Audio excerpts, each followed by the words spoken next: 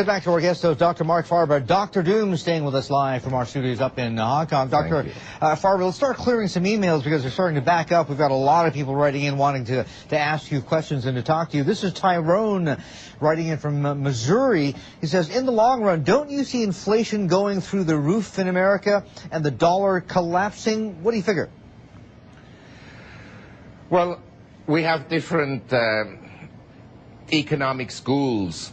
We have the Austrian school, the school of rational expectations, monetary schools and so forth. In the US, we have a totally new school, and it's called the Zimbabwe School.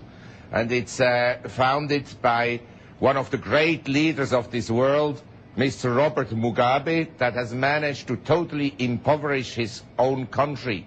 And that is the monetary policy the US is pursuing. If something goes wrong, print.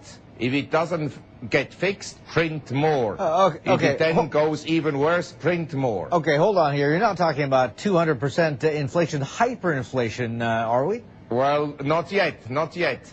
But I think eventually, if I look at government debt in the US and debt in general, I think the only way they will not default physically on their debt is to inflate.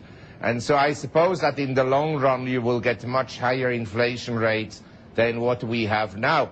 The problem being that I don't see how the Federal Reserve will ever again increase interest rates to a level where they will be real. In other words, where you have real returns above the rate of inflation and where short-term rates are above nominal GDP growth. I don't see that coming. Okay. And so eventually we will get inflation. Look, if the government, if the feds, if policymakers in the U.S. are getting it so wrong, here's the other part of Tyrone's question as well. It says, is America potentially going to become a third world country, and therefore is gold and silver going to go through the roof?